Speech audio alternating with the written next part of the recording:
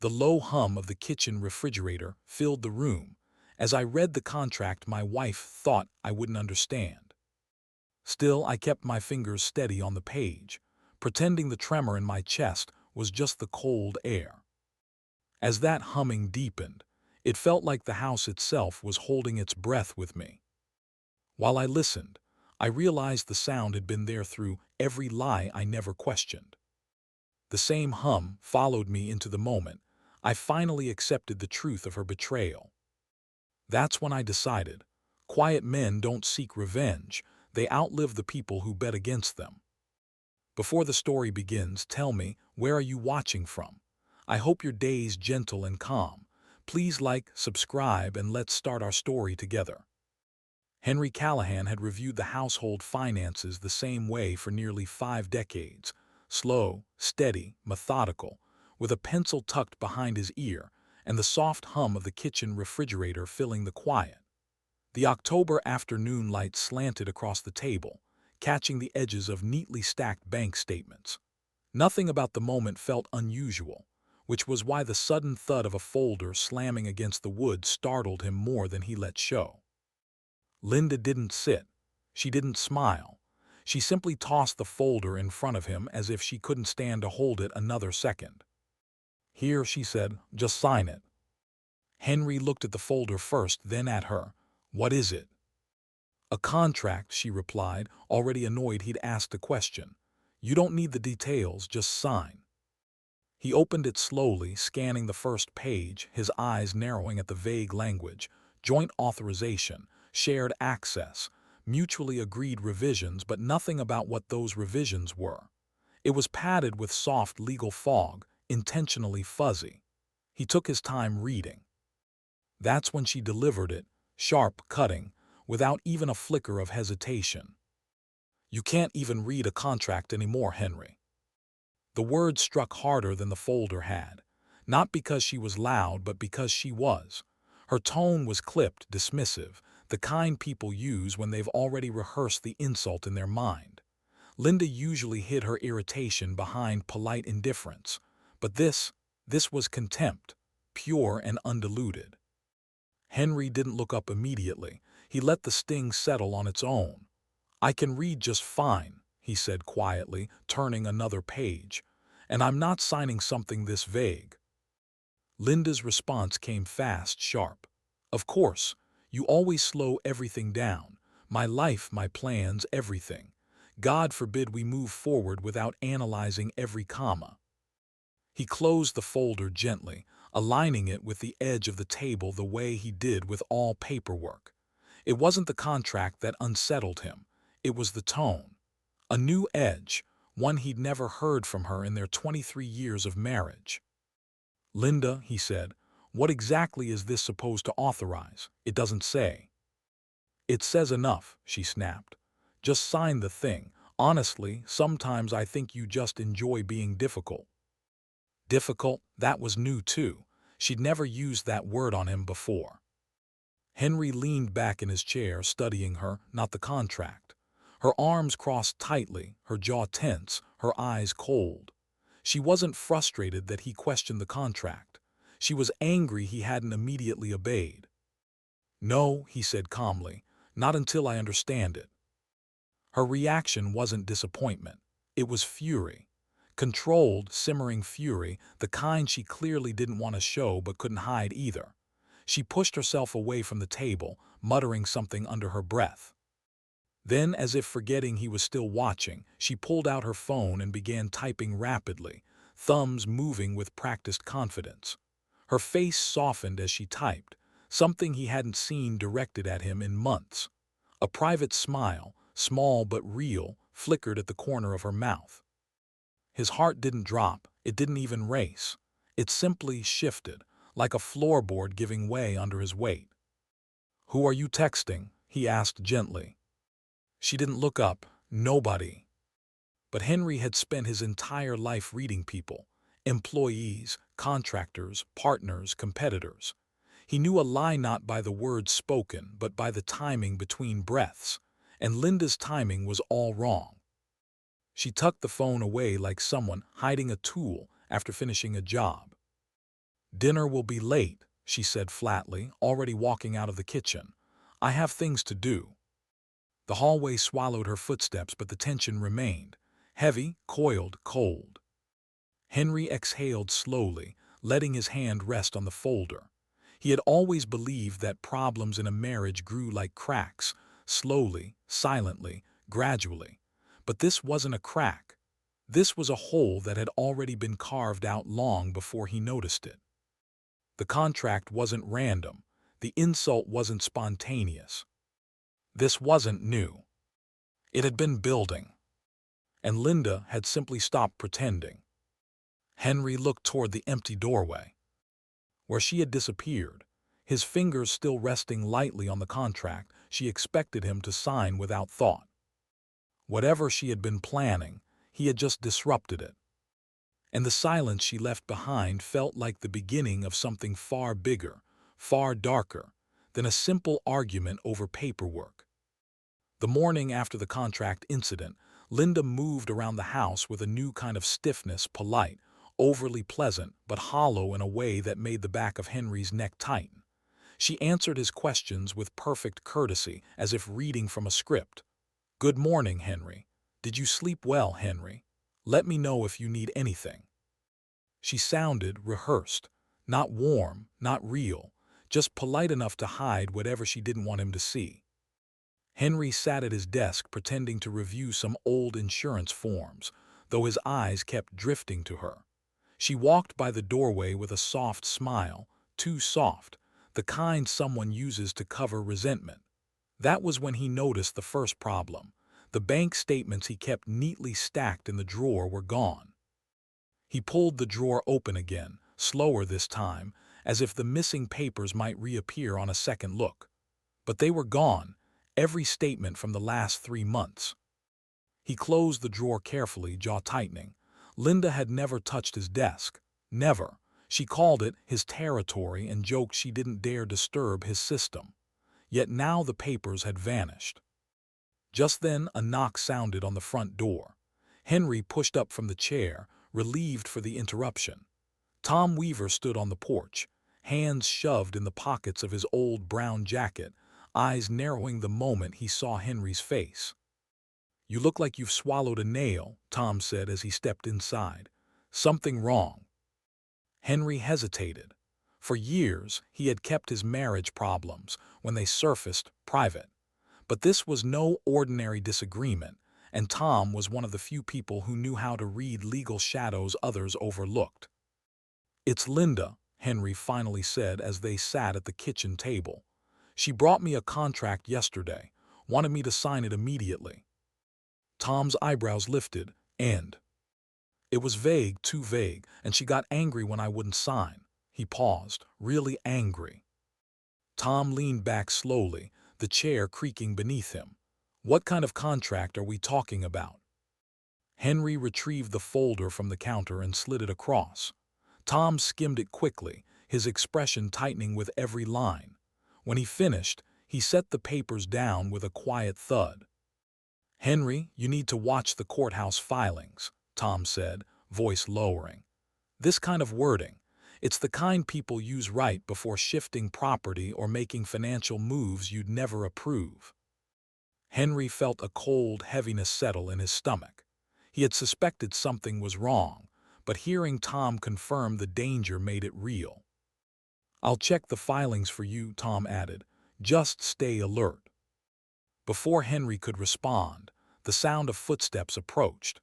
Linda entered the kitchen wearing an apron she hadn't touched in years, carrying the warm, early aroma of something baking. "Oh," she said lightly, as if surprised to find them talking. "Tom, what a nice surprise." Her voice was syrupy sweet, unnaturally gentle. She moved toward the stove, lifting a pot lid with theatrical grace.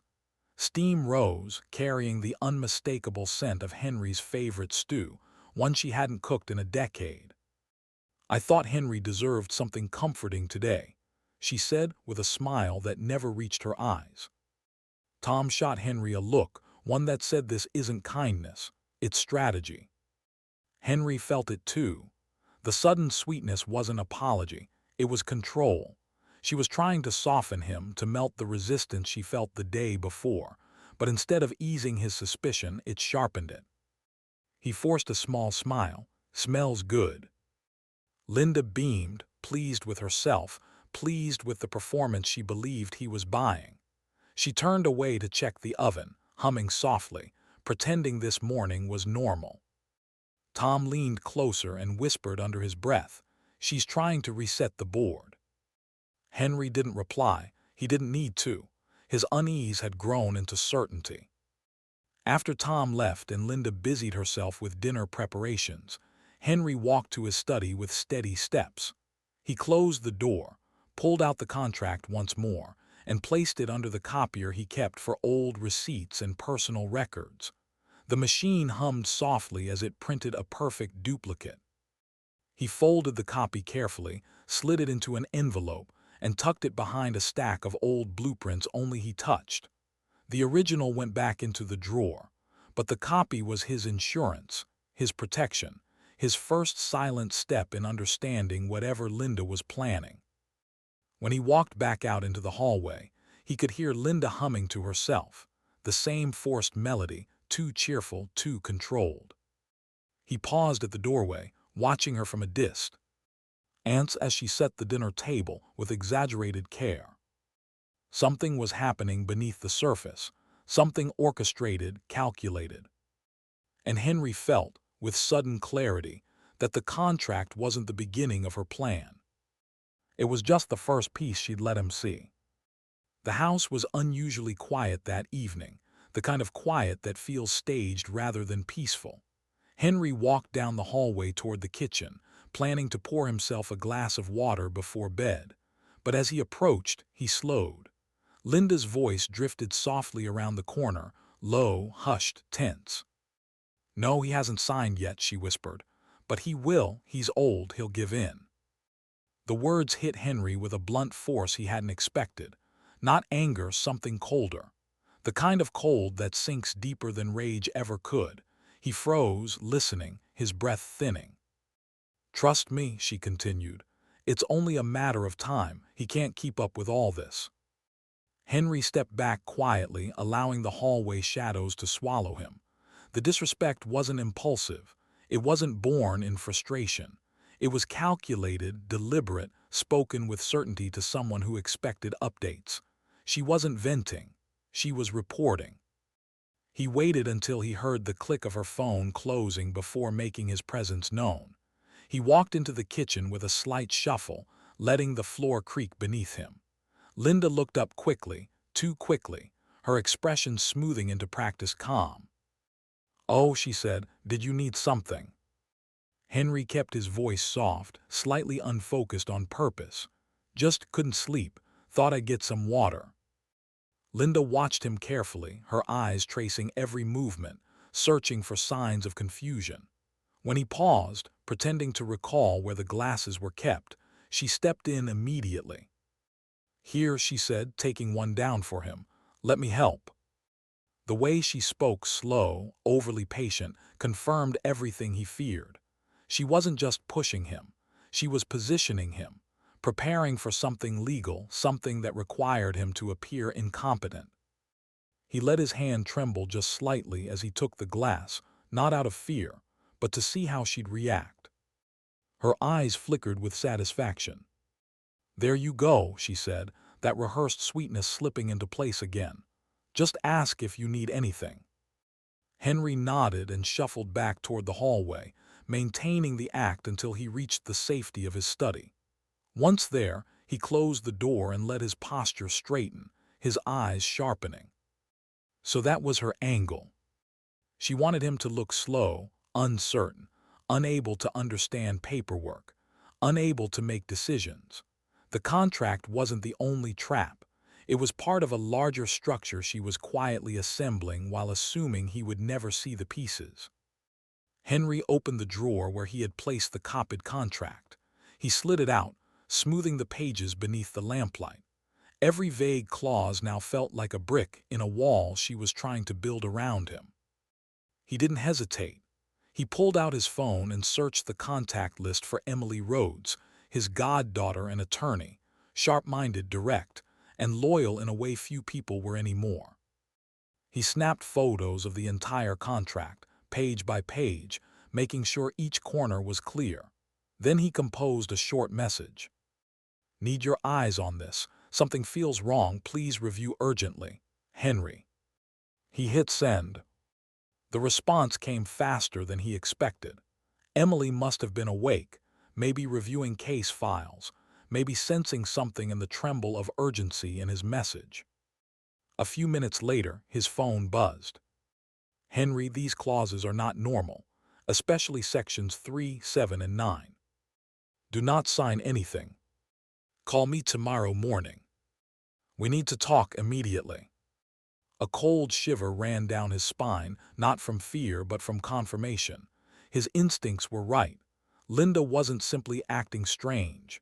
She was executing a plan. He leaned back in the chair, the contract resting on his lap. The betrayal was no longer abstract. It had shape, language, legal framing. And the whispered phone call had shifted everything in him. Something had hardened quietly, steadily. He wasn't going to confront her. Not now. Confrontation would only force her to accelerate whatever she was doing behind his back. She already believed he was weakening, slipping mentally. That assumption gave him an advantage, a window to see what she would do next. Henry closed the contract copy and slid it back into its hiding place with deliberate care. He would watch. He would listen. And he would gather every piece of proof he needed, quietly, one step at a time. Outside his study door, he could hear Linda moving about the house, humming softly, too softly, as if pleased with the evening's progress. But she didn't know yet.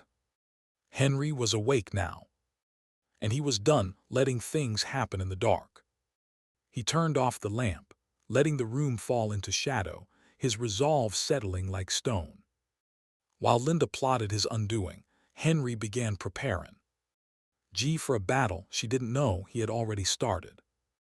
The next morning felt heavier than the last. Henry woke before sunrise, his mind replaying Linda's whispered words, Emily's late-night warning, and the cold sweetness Linda had performed the previous day. He dressed quietly, pulling on his old jacket, the one with faint traces of sawdust deep in the seams, remnants of the years when life made more sense.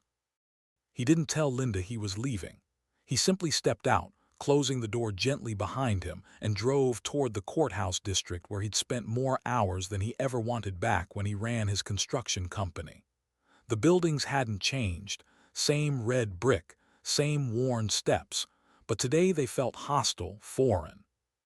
Tom Weaver was already waiting outside, leaning against a pillar with a cup of coffee in each hand. He handed one to Henry without a word. "You ready?" Tom asked. "As ready as I'm gonna be," Henry replied. They walked inside, the echo of their footsteps trailing down the quiet hallway. Tom led the way past the public records counter to a small workstation he often used for research. He logged in with practiced ease, fingers tapping slowly, methodically. Henry watched the screen, trying to read Tom's expression instead of the documents. "All right," Tom murmured. "Let's see what's been moving around your name." He typed Henry's full legal name, added property filters, and hit enter. Several old filings appeared, deeds, permits, the usual history. Then Tom froze. "Hold on," he whispered. This shouldn't be here." He clicked on a recent entry dated just 2 weeks earlier, a pending ownership update. Henry leaned closer, his throat tightening. "What is that?" he asked. Tom opened the file. A draft appeared on the screen, clean, official, unmistakably strategic. It listed Henry's home and a rental property he'd bought years ago. Under proposed sole owner, one name appeared. Linda Callahan. Henry's chest tightened. She tried to transfer the properties to herself. Tom didn't speak for several seconds. He clicked through each page slowly, his jaw hardening. "It gets worse," he finally said. "Look here." He enlarged the signature line on the final page. There in digital ink was Henry's name, looped, familiar but slightly off. A practiced imitation, a forgery. Henry felt something inside him go still. Not rage, not even shock. Just a cold, hollow realization that the person who slept beside him, who shared meals with him, who once reached for his hand in movie theaters, had already crossed a line he hadn't imagined she'd even approach. "She forged my signature," he whispered. His voice sounded old to his own ears. Tom nodded grimly. "And she submitted it as a pending update. That means she wanted to see if it would slip through unnoticed before finalizing it." Henry stepped back, placing a hand on the wall to steady himself. The betrayal in her voice the night before now made perfect sense. Linda wasn't planning to take something from him. She had already started, quietly, systematically. She wasn't waiting for him to weaken. She was actively erasing him from his own assets. Tom stood and placed a steady hand on Henry's shoulder. "Listen to me. This is serious, very serious. But you're not powerless, all right? What you need to do now is document everything. Every conversation, every document she hands you, every strange behavior. Do not confront her yet. That'll just tip her off and she'll accelerate whatever plan she's running." Henry swallowed hard. "Tom, she filed this behind my back. She put my signature on a legal document." "I know," Tom's voice was firm but sympathetic. "But if you stay quiet, we can corner this before it gets any further. You have Emily. You have me. But you need to stay smart." Henry stared at the screen one last time, taking in every detail. The date, the signature, Linda's name typed cleanly beside his property. It felt surreal, like standing in the wrong version of his own life. He straightened slowly, pushing away from the desk. "Email that to me," he said, his voice steadying, "and print a copy." Tom nodded, already on it. They left the records room together, but Henry walked slightly behind, each step heavier than the last. By the time they reached the front doors, the morning sun had climbed higher, spilling gold across the courthouse steps, but nothing in Henry felt warm. He paused at the bottom step and looked back at the building, realizing something he hadn't allowed himself to think before. This wasn't a marital crack, a miscommunication, or a misunderstanding. This was war. A quiet, legal war that Linda had already begun while he slept beside her, unaware. As he walked toward his car, the enormity of it settled deeper, colder. His marriage wasn't strained. It was under attack. And so was he. Henry drove home with the courthouse copy of the forged filing tucked into his jacket like a live wire he didn't dare let go of. The steering wheel felt stiff. Farron under his hands, heavier somehow, as though the truth he carried changed the weight of everything he touched. When he pulled into the driveway, he paused, gathering himself. He could not let Linda see what he now knew. Not yet. Not until he understood the full shape of what she was building behind his back. When he stepped through the front door, Linda looked up from the kitchen with a bright, almost relieved smile.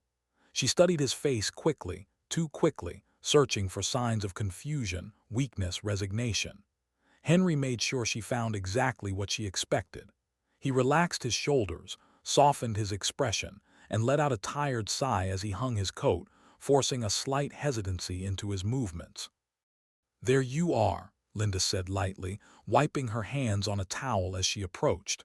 "I was starting to worry. You've been forgetting where you go off to lately."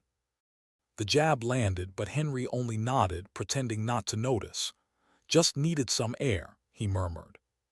Her eyes warmed, smug in their gentleness. She believed she was winning, believed he was slipping, believed her plan was still hidden beneath layers of sweetness and patronizing care. "Then maybe," she continued, "we should start making more joint decisions.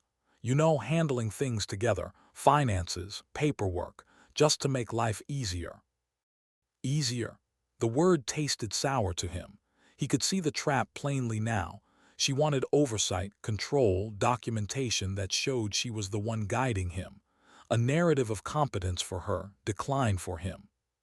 But Henry simply offered a small nod. "Maybe, we can talk about it later." Linda looked almost pleased.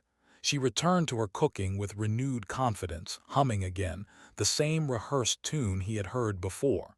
She didn't question his silence. She misread it as surrender. While she cooked, Henry slipped into his study and closed the door quietly. He pulled out the small digital recorder he'd used during his years running construction projects, a tool for documenting conversations, agreements, disputes. He turned it on and tucked it into the inside pocket of his flannel shirt, the weight of it pressed over his chest like a shield. From now on, every conversation mattered. That afternoon, while pretending to read an old magazine in the living room, he spoke with Emily on speakerphone under the guise of casual catching up, his voice drifting lightly so Linda couldn't pick up its meaning. After they hung up, he messaged her discreetly with the details. Emily immediately began mapping the financial movements around Linda's personal accounts, cross-checking credit lines, transfers, and any filings associated with Henry's name. Each update she sent was another thread weaving a larger picture, one that looked less like a marital strain and more like a coordinated extraction of assets. By early evening, shadows stretched across the house, long and distorted. Linda grew restless, pacing from room to room, glancing at her phone with an anxious eagerness she tried to hide. Henry watched her from the corner of his eye, his recorder quietly capturing the clipped tone she used whenever she thought he wasn't paying attention. Just after 9, she slipped on her coat. "I'm going to pick up a few things," she said casually. "Don't wait up." Henry nodded, but when the door clicked shut, he moved instantly. He stepped to the front window, pulling the curtain back just an inch. The headlights glowed in the driveway as a second car, one he didn't recognize, eased to a stop behind hers. The driver didn't step out, not fully. Only a silhouette leaned forward, framed by the glow of dashboard lights. Linda walked quickly toward the car, too quickly, with purpose. She leaned down to speak through the open window, her body angled in a way that blocked Henry from seeing the person's face. Their conversation was brief, sharp, rehearsed, just like the tone she used at home. Then she slipped into her own car and drove off into the dark. The mystery vehicle followed a moment later. Henry let the curtain fall back into place, his jaw tight. He didn't know who she met, but he didn't need to, not yet. The silhouette alone told him everything he needed to know. Linda wasn't acting alone, and whatever she was planning was moving fast. He felt the pressure building in the air around him, like the moment before a storm breaks open. Something was coming, something decisive, and he needed to be prepared. He walked back to his study, each step measured, the recorder still warm against his chest. He would not confront her, not tonight, not tomorrow, not until every piece of her plan was laid bare. Only then would he strike. And she would never see it coming. Henry was sanding a piece of old oak in his workshop when he heard the sound of unfamiliar footsteps crossing the porch, too heavy to be Linda's, too confident to be a delivery driver. Before he could wipe the dust from his hands, the front door swung open with the kind of entitlement Onel. Why certain people carried. "Henry," a man's voice called, smooth and rehearsed. "Got a minute?" Henry stepped into the hallway and froze. There, standing in the middle of his living room as if he owned it, was a man in a charcoal suit and a smile that didn't reach his eyes. His briefcase sat open on the coffee table. Beside him, Linda hovered with an eagerness Henry hadn't seen in years. "This is Caleb," Linda announced almost proudly. Our attorney." Caleb extended a hand without waiting for Henry to take it. "Pleasure, Mr. Callahan. I'm here to walk you through some updated documents." He tapped the briefcase. "We just want to make things easier for you." Henry forced a mild, hesitant expression. "Updated documents." Caleb's smile widened. "Yes, let's keep it simple for you, all right." The words slipped from Caleb's mouth with oil-slick confidence, and they stung, not because Henry believed them, but because he suddenly understood something. Caleb was not new to this role. He was comfortable speaking to people as though they were beneath him, as though confusion was inevitable. Linda stepped closer, her voice sharp with manufactured concern. Henry, he's just trying to help. You've been overwhelmed lately. This is why Caleb came, so you don't have to worry anymore. Henry let his shoulders slump just slightly. I don't know, it's a lot to think about. That's why I'm here, Caleb replied, flipping open a thick packet. You don't need to think about it. You just need to sign when we're ready. He slid a page across the table with the same casual dominance someone might use pushing aside crumbs. Henry glanced at the page, lines, clauses, signatures, but he didn't read it fully. Not yet. Instead, he let his brow furrow, pretending to struggle. I'm not sure I understand all of this. It's complicated. It's not complicated, Caleb said firmly. You're overthinking. Let me keep it straightforward so you don't get lost. Linda folded her arms, stepping closer to Caleb, aligning herself with him in posture and tone. See, this is why you need help, Henry. You always get stuck on things like this. The sentence was a knife dressed as concern. Henry lowered his gaze, not out of defeat but strategy. If they wanted weakness, he would give them the illusion of it. It was the only way to see the full extent of their plan. Caleb continued walking him through the paperwork, joint decisions, combined accounts, asset protections. But Henry caught the subtle red flags. Words like transfer authorization, ownership review, primary managerial rights. Caleb spoke quickly, glossing over details, emphasizing only how simple Henry's life would become. When Caleb paused to answer a text on his phone, Linda leaned in and whispered, "We're just trying to help you. Let him handle things. You can trust him." Henry nodded slowly, "If you say so." But behind his calm eyes, suspicion sharpened into certainty. Caleb wasn't just advising Linda, he was directing her. When the meeting finally ended, Caleb snapped his briefcase shut. "I'll be back with finalized documents. For now, review these, or, well, try to." He gave a polite laugh that carried more insult than humor. After they left, Henry carried the packet into his study. He photographed every page and sent them to Emily with a message short enough to avoid suspicion if Linda read it. "Need review quietly, H." Emily replied within 20 minutes. "Henry, these proposals are not normal. Hidden asset shifts everywhere. Lines that would grant Linda full decision power.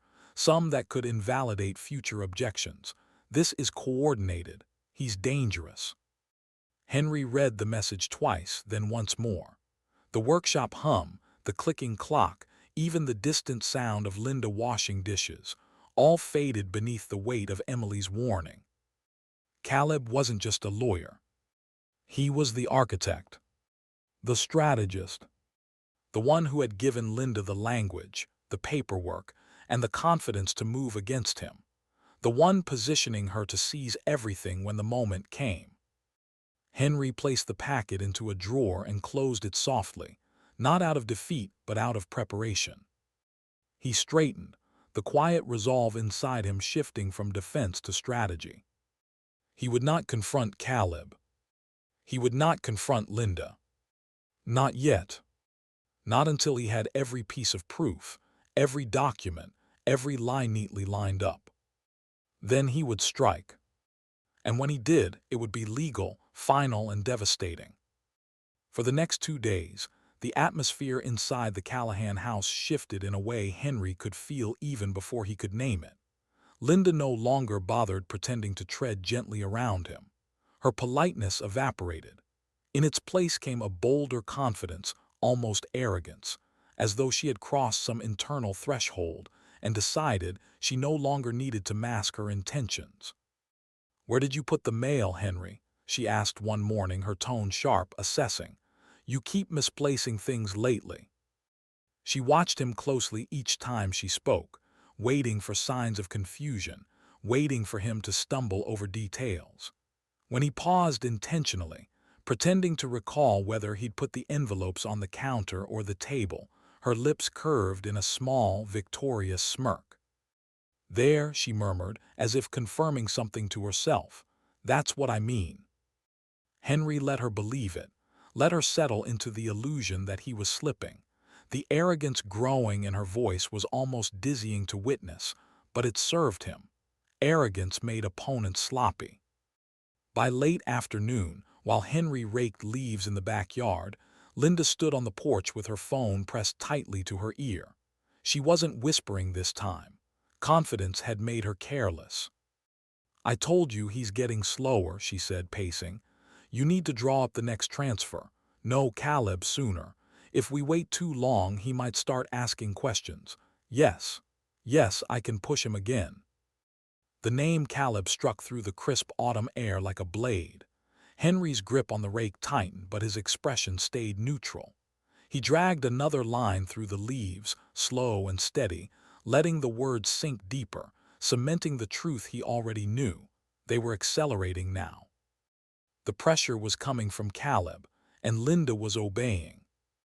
Inside the house, Henry retreated to his study and checked his phone. Emily had spent most of the day combing through Linda's financial history. When her message arrived, it carried a weight that made Henry sit down before he finished reading. "Henry, she opened 2 credit lines in your name last month, both with forged authorizations. This is by G. Than asset transfers. This is a full financial repositioning." He stared at the message, a slow ache forming behind his ribs. Every thread Emily uncovered formed a pattern, a deliberate network of moves designed to make him appear incompetent while funneling resources toward Linda. He typed back, steady fingers masking the tremor beneath them. "What are my options?" Emily responded almost instantly. "We start protecting what's yours, quietly. Freeze anything vulnerable. Move separate assets to a trust. Document everything she says. This is now about establishing a timeline of deceit." Henry nodded to himself, absorbing each instruction. The path forward was narrow, but it existed, and he would walk it carefully. That evening, after Linda went upstairs, Henry logged into his old business account and began shifting his personal savings into a protected trust. Emily helped him set up remotely. His hands moved with the same steady precision he'd used when building homes, measuring twice, acting once. Every click, every transfer, every confirmation was a brick in the wall he needed to survive what was coming. A message from Tom arrived just as Henry finished the last transfer. "Henry found 3 inquiry logs from Caleb in the county database. He's searching for property histories tied to your name. He's preparing filings. Stay alert." Henry leaned back in his chair, exhaling slowly. Caleb wasn't just reviewing old documents, he was mapping what he intended to take next. The storm wasn't approaching, it was already forming around him. Later that night, while Henry pretended to read on the couch, Linda stood in the dining room practicing lines in a hushed but rapid tone. She paced the space between the table and the window, speaking to an invisible judge, an invisible courtroom. "He gets confused easily. He forgets instructions. I've had to manage everything for months.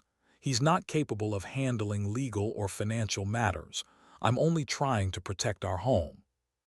Every sentence was crisp, rehearsed, weaponized. Henry let the recorder in his shirt pocket capture all of it, every phrase, every pause, every damning admission. His heart pounded, not from fear, but from the clarity of what this evidence would become. Linda stopped mid-sentence and rewound her thoughts, practicing again, sharper this time, more emotional, perfecting the tone of a concerned spouse trying to save a declining husband. She didn't know Henry was 10 feet away. She didn't know her own voice was etching her lies into permanent proof. When she finally went upstairs, her footsteps fading down the hall, Henry sat alone in the dim room, the recorder warm against his chest. The house was quiet again. But beneath the quiet lived a truth he could no longer deny. They were preparing their next move. And now he was preparing his. Henry had lived through loss before, storms that broke roofs, markets that collapsed, the death of his first wife, cancer that stole years he thought they would have. He knew what grief felt like, knew its temperature, its weight, its timing. But nothing prepared him for the message Emily sent just after noon, a message that would tilt the floor beneath him in a way he hadn't felt since burying Helen. "Henry, I found something worse. Call me right now." He slipped into his study, shut the door, and called. Emily picked up on the first ring. "Henry," she said, breathing tight, "I pulled some deeper records tied to Linda's credit lines, and you need to see what they connect to." She emailed him a folder. He opened it, expecting numbers, forms, maybe another forged authorization. Instead, he saw hotel invoices. 4 months' worth. Different hotels across Northern Virginia, all billed under accounts Linda opened secretly. The receipts were paired with check-in logs listing 2 occupants, Linda Callahan and Caleb Morris. Henry stared at the screen. Something inside him cracked, not loudly, not violently, quietly, like a beam giving way under too much strain. His breath left him in a slow, uneven exhale. "Emily," he finally said, his voice hollow, "how long?" "At least 8 months," she whispered. "Possibly longer. They've been meeting regularly. Henry, this isn't just fraud, it's an affair." He closed his eyes.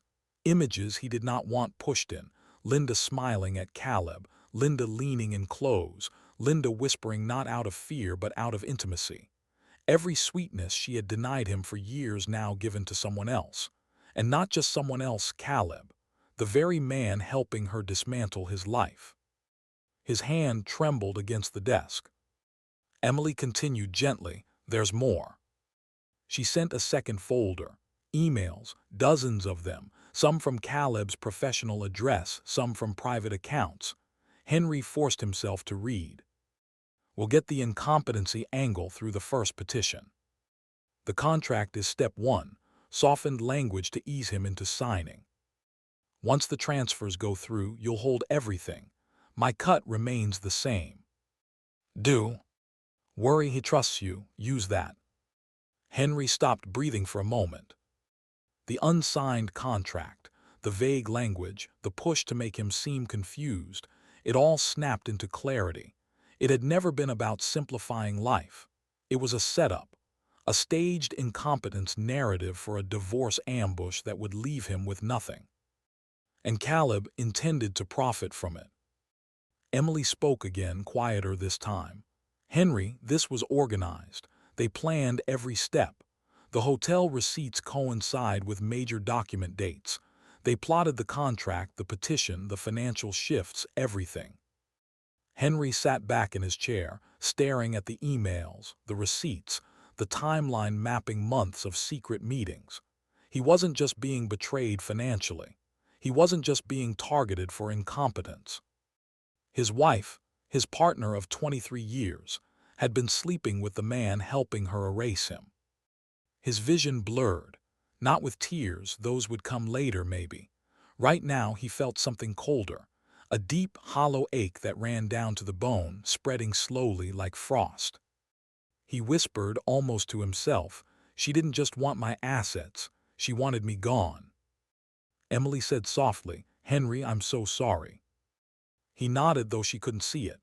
The pain shifted slowly inside him, transforming, not disappearing but hardening, condensing. The heartbreak didn't dissolve, it sharpened. And then something new settled in its place, clarity, cold, deliberate clarity. "Emily," he said, his voice steadier than he felt, "we don't tell them anything, not yet." "Agreed," she replied.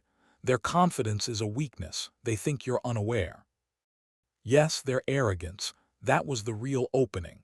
Linda believed he was slipping. Caleb believed he was harmless.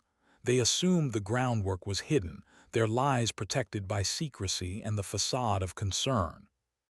They did not know he had recordings, copies, proof. They did not know he was documenting every step. They did not know he was awake. Henry leaned back, letting the cold clarity settle deeper. "Let them keep pushing," he murmured. "Let them keep thinking they're winning." Emily exhaled. "And when you're ready, we'll use every piece of this." Henry ended the call and stared at the hotel records one last time. The betrayal still pulsed through him, but now it fueled something else: resolve. He closed the laptop gently, stood slowly, and walked toward the hallway. From downstairs, he could hear Linda humming again. He listened, expression steady. She thought the game was hers, but she hadn't seen the moment the board shifted. Henry turned off the study light, and for the first time he felt the beginning of a plan forming, quiet, sharp, and patient. Henry woke the next morning with a clarity he hadn't felt in weeks. The heartbreak of what he'd learned still ached in him, sharp and bruising, but it no longer clouded his mind. It fueled it. He moved through the kitchen quietly, making coffee as though nothing in his life had shifted, though everything had. Linda breezed in a few minutes later, her tone sugary, her steps light, as though she were the one enjoying a secret victory. "You're up early," she said, fishing for weakness. Henry only nodded, couldn't sleep. She smiled not warmly but triumphantly and went back upstairs. To her, his early silence meant progress, decline, confusion, but Henry wasn't confused, he was preparing. He slipped into his study and dialed Emily. She answered immediately.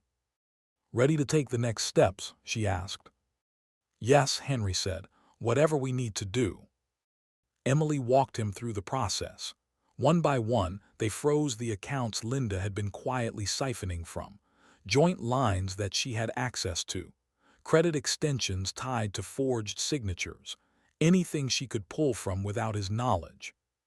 "I'm flagging everything that looks suspicious," Emily said, typing rapidly. "Some accounts will require in-person confirmation from you, but once frozen, she won't be able to move a dollar." Henry exhaled, equal parts relieved and saddened. He had never imagined protecting himself from his own wife, yet here he was. Next came the most important step: moving his independent savings, the nest egg he'd kept long before he married Linda, into a protected trust. Emily handled the transfer through secured channels, making sure Linda wouldn't see alerts or notifications.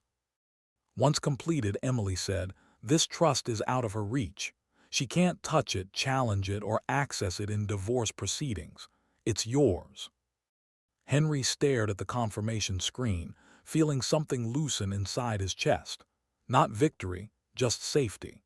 A small pocket of safety he had carved out of the chaos she'd created. Later that afternoon, Linda hovered around him more than usual. She asked what he was doing, where he was going, why he seemed distracted. She watched him like a scientist observing a patient. But the moment he didn't react, didn't stumble, didn't confess confusion, irritation bloomed across her. "Vase, you've been awfully quiet lately," she said sharply. "Are you processing things okay?" Henry looked up from the newspaper and offered a mild, harmless smile. "Just tired, I guess." Linda blinked, annoyed. He wasn't giving her what she expected, and what she expected was weakness. 2 hours later, he heard her in the hallway whispering fiercely into her phone. "I don't know what's happening, Caleb. He's not reacting, he's just calm. No, I haven't gotten him to sign anything else yet. You said he'd panic by now." A pause, then sharper. "Well then, file the petitions. We need to move forward." Henry folded the newspaper gently, pretending not to hear. But inside, her impatience confirmed everything. Their plan was under pressure. They were accelerating because they feared losing the window. Good, he thought, pressure makes mistakes. That evening, Henry drove to the county records building. Tom met him outside, holding a folder thick with printouts. "You're not gonna like this," Tom said, handing it over. Inside were system logs showing unusual access patterns. Inquiries made by Caleb from both his office and remote login points, all tied to Henry's properties. "Most lawyers look at the case file and call it a day," Tom said. "But this guy, he's digging deep, too deep. He's mapping every asset you own." Henry felt a heaviness settle in his stomach.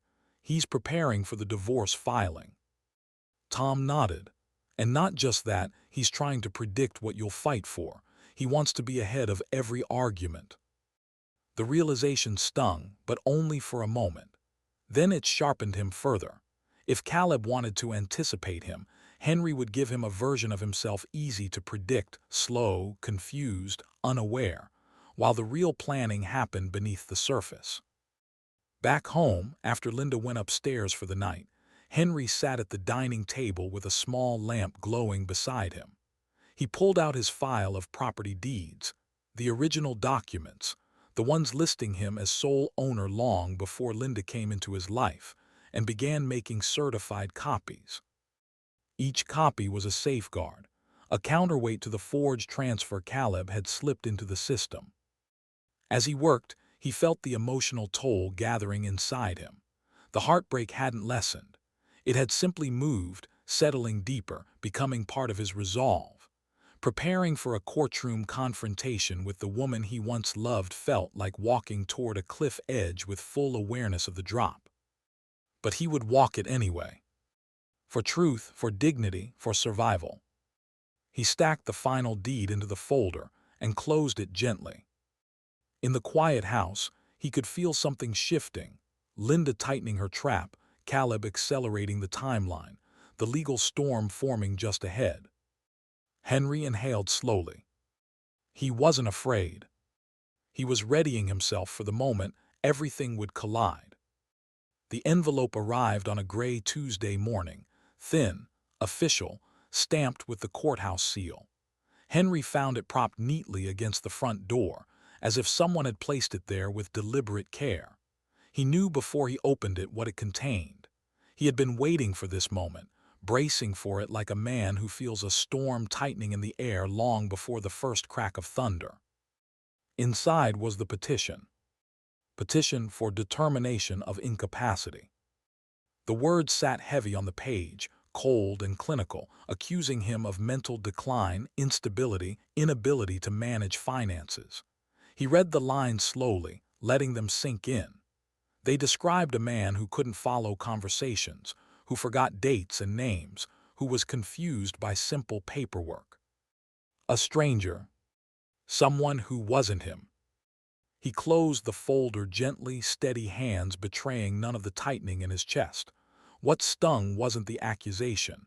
It was knowing Linda had signed her name beneath the claims. Signed it willingly, confidently, as though she'd been rehearsing for months.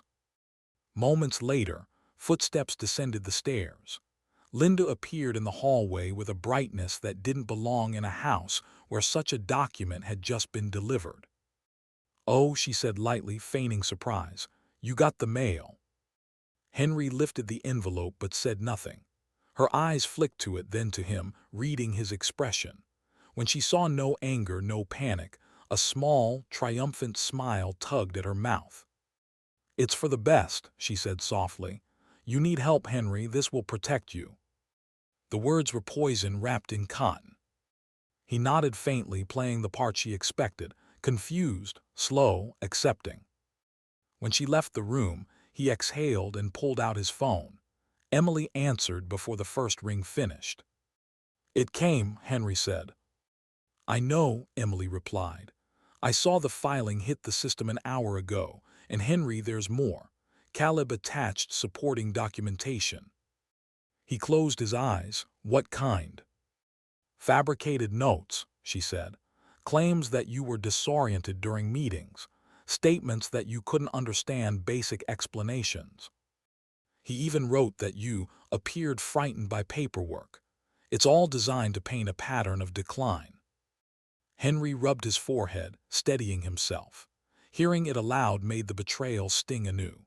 But Emily's voice held an undercurrent of calm, the kind only people who already knew the counterattack had prepared could carry. "This isn't going to break you," she continued. "We expected this, and we're responding." Within hours, Emily filed their counter-documents. Medical evaluations proving his mental competence, dated statements, communication logs, and recent financial decisions he'd made with clarity and precision. She prepared them with surgical exactness, each page a strike undoing the lies Linda and Caleb had laid out. That afternoon, Henry sat with Emily in her office as she finalized the legal packet. He watched her organize each section, aligning the pages with sharp, practiced movements. "Henry," she said, pausing to meet his eyes, "I don't want you to worry about the hearing. We're ahead of them, way ahead. They think you're isolated. They have no idea we've been building a defense from the start." He nodded, gratitude mixing with the quiet ache in his chest. "Thank you," he murmured, "for believing me." "I've known you my whole life," she said. "You're sharper than half the attorneys I work with. This petition isn't proof of your decline, it's proof of their desperation." When they returned to the courthouse later that week to file the counter documents, the moment they walked in together sent a ripple through the lobby. And when Linda arrived minutes later, Caleb close behind, her expression collapsed. She had expected Henry to come alone, expected him to be confused, expected him to panic. Instead, he stood beside his attorney, her goddaughter calm, upright, steady. "Emily," Linda whispered, her voice cracking, "you're representing him." Emily didn't break eye contact. "I am." Linda's shock deepened into something almost like fear. Her gaze darted to Henry, searching for confusion, for weakness, for anything she could use. She found none.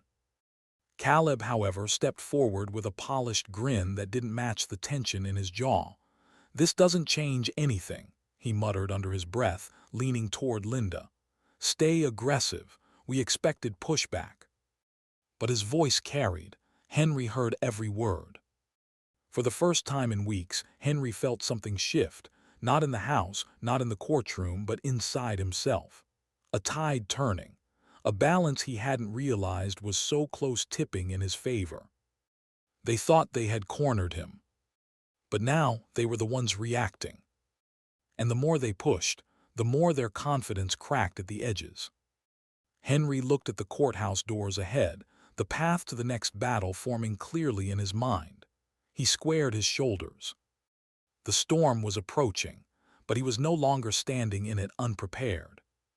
The days leading up to the hearing moved with the slow, deliberate weight of something tightening, like rope being pulled through a pulley, inch by inch. Henry spent most afternoons at Emily's office, the two of them seated across her broad oak desk beneath the glow of a single brass lamp. The stack of documents between them grew thicker by the day, but Henry found, to his surprise, that the preparation brought him a kind of steadying calm. Emily led him through every detail of his upcoming testimony. "How would you describe your involvement in your finances?" she asked. "I handle all my own accounts," Henry replied. "And if opposing counsel tries to paint you as confused?" Henry gave a small, patient smile. "I'll answer the question they ask, nothing more." His voice was even, anchored. Weeks earlier, he might have stumbled over the idea of testifying against his own wife. But now, each answer carried the certainty of a man who had walked through fire and finally understood where solid ground resumed. One evening, while he practiced with Emily, his phone buzzed. A new email. When he opened it, Caleb's tone was unmistakably predatory. "Your resistance is only delaying the inevitable. Your memory issues will be undeniable in court. Do the smart thing and step aside." Henry handed the phone to Emily. She read it once, jaw tightening, then forwarded it to her evidence folder. "That," she said, "is going straight into our exhibit list." Henry watched her fingers fly across the keyboard, cataloging, labeling, preserving. It comforted him, not because Caleb's threats didn't sting, but because they no longer trapped him in silence. Everything the man did now only built the case against himself. Meanwhile, Tom worked his angle. Late one night, he called Henry from his cluttered home office. Papers rustled loudly on his end of the line. "Henry, you need to hear this," Tom said. "I went through every timestamp, every update Caleb made in the filing system. None of it lines up. He accessed restricted drafts without proper clearance. And one of the witnessing notaries he listed, she hasn't worked at the courthouse in years." Henry closed his eyes. absorbing the information with a mix of sadness and grim satisfaction. "So he forged more than just my signature," Henry murmured. "He forged the infrastructure," Tom replied. "He thinks no one's watching." But someone was. All of them were. That night, Henry slept through until morning for the first time in weeks. He didn't toss or replay conversations or imagine worst-case scenarios. Instead, he felt clarity, a calm certainty replacing the fog Linda and Caleb had tried to wrap around him. He wasn't confused. He wasn't declining. And they were no longer ahead. The next morning, as Henry poured himself coffee, Linda appeared in the doorway. She watched him silently as he moved around the kitchen, steady, deliberate, unbothered. Her eyes narrowed ever so slightly. "You're awfully calm," she said finally. Henry looked up from his mug, just getting ready for the hearing. Her jaw twitched. Most people would be nervous. "I'm not most people," he replied gently. Linda stared at him longer than usual, searching his expression, trying to read something that wasn't there. She couldn't see panic. She couldn't see confusion, and it unsettled her. "You don't understand what's coming," she said sharply. Henry took a slow sip of his coffee, his face unreadable. Maybe. But his silence, the very thing she once mistook as weakness, was now something different. It had weight, structure, confidence, and she felt it. He could see the subtle shift in her posture, the faint tightening around her eyes. She sensed something changing. Later that afternoon, a notification pinged on Emily's phone. She read it, then lifted her gaze to Henry with a steady nod. "It's official," she said. "The court date is set." Henry inhaled through his nose, slow and grounding. The moment was no longer abstract. It had a time, a place, a direction. Everything Linda and Caleb had plotted in secrecy would now be dragged into the open. He imagined the courtroom, the long wooden benches, the judge's bench rising above the rows, the air thick with tension. He imagined Linda sitting across from him, realizing too late that the man she tried to paint as weak was the one walking in with truth on his side. And Caleb, the smug confidence he wore like armor, would meet a different version of Henry. Not the man they thought they could manipulate. The man who had watched them, documented them, outmaneuvered them. Henry finished his coffee, set the mug in the sink, and straightened his shoulders. The next chapter of this battle was no longer something he feared. It was something he was ready for.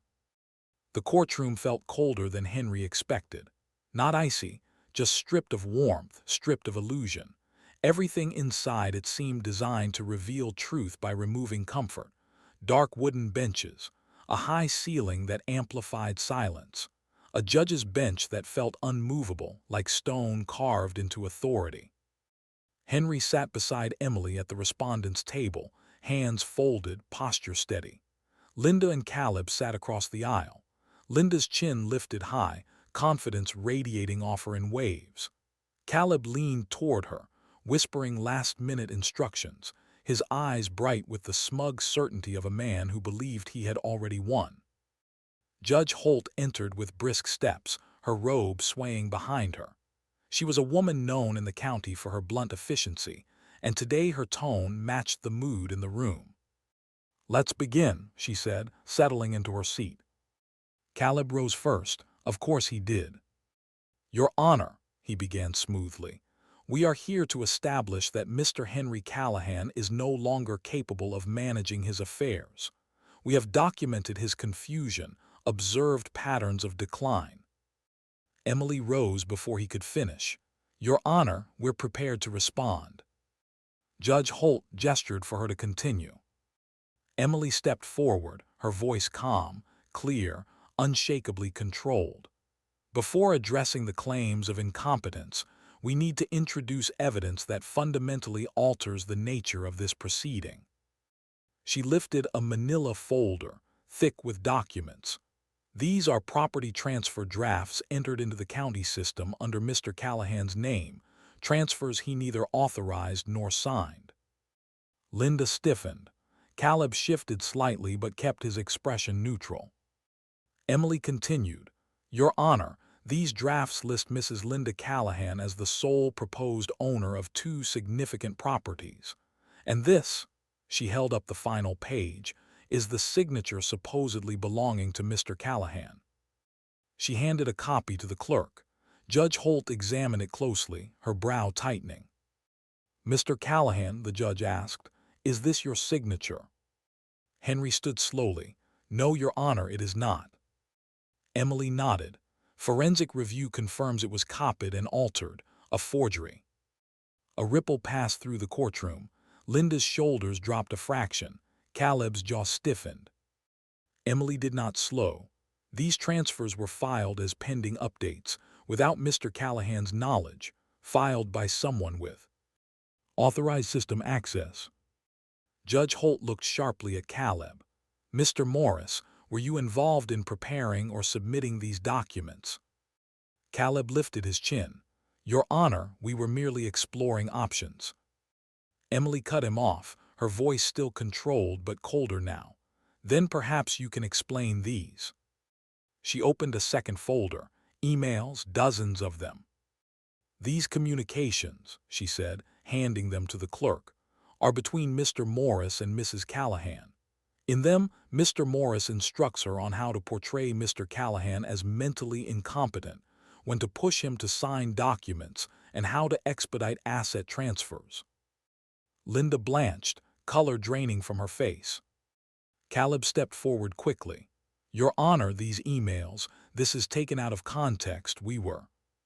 Judge Holt raised a hand. "Enough." Silence snapped through the room. She turned her attention to the documents again, flipping through the pages with a tightening jaw. Then she leaned back, eyes narrowing. "This court takes forgery extremely seriously, and these communications," she tapped the printed email thread, "suggest coordinated attempts to secure control of assets through deception." She closed the folder decisively. "Effective immediately, all marital and individual assets are frozen. No transfers, no withdrawals, no modifications without court approval." Linda's breath hitched audibly. Her confident posture collapsed as though someone had pulled the foundation out from under her. She stared at Caleb, confused, betrayed, furious, realizing in real time that he had led her into legal quicksand. Judge Holt continued, "Furthermore, given the evidence presented, I am ordering a formal investigation into Mr. Morris's professional conduct and filing practices." Caleb's composure finally cracked. His mouth opened as if to argue, but no words came. His eyes flicked to Linda, searching for solidarity. She didn't look back. She was realizing the truth now, the full shape of it. Caleb had not partnered with her out of loyalty. He had used her, coached her, pushed her toward actions he needed her to commit so he could profit from the fallout. And she had walked willingly into his plan. Across the aisle, Henry remained still, his expression steady, not triumphant, just grounded, finally, deeply grounded. For the first time in months, he felt control shift back into his hands, not because he'd fought loudly, but because he had learned to wait, to watch, to let truth do what anger could not. Judge Holt closed her binder. "We will reconvene at a later date for further review. Court is adjourned." The gavel struck. Chairs scraped, papers rustled, tension cracked through the air like electricity.